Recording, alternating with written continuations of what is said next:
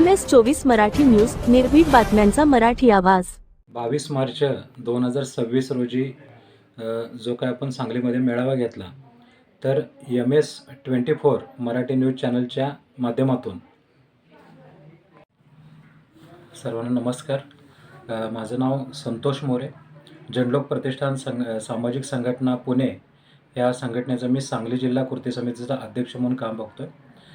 तर PSL कंपनीच्या सर्व गुंतवणूकदारांना व सर्व फील्ड वर्करना सेबीकडून जे काय सध्या अपडेट आलेले आहेत त्याची माहिती मिळावी म्हणून ही माहिती या व्हिडिओच्या माध्यमातून मी देत आहे.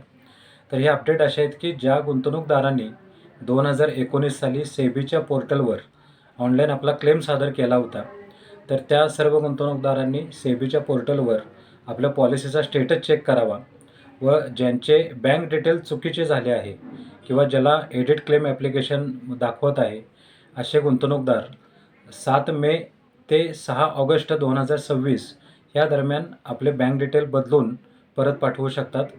तरी मी सर्व गुंतवणूकदारांना आवाहन करतो की तुम्ही जनलोक संघटनेच्या माध्यमातून जे काही मदत केंद्र चालू आहेत अशा मदत केंद्रामध्ये तुम्ही तुमची PSL कंपनीची डॉक्युमेंट घेऊन भेटावे व आपले बँक डिटेल दुरुस्त करून घ्यावे. तर सदर माझे इथं सांगलीमध्ये जे मदत केंद्र आहे हे सांगलीवाडीमध्ये शाळा क्रमांक 9च्या समोर आपल्या इथं मदत केंद्र चालू आहे. आपल्या मदत केंद्राला सुद्धा तुम्ही व्हिजिट केली तरी चालेल. धन्यवाद.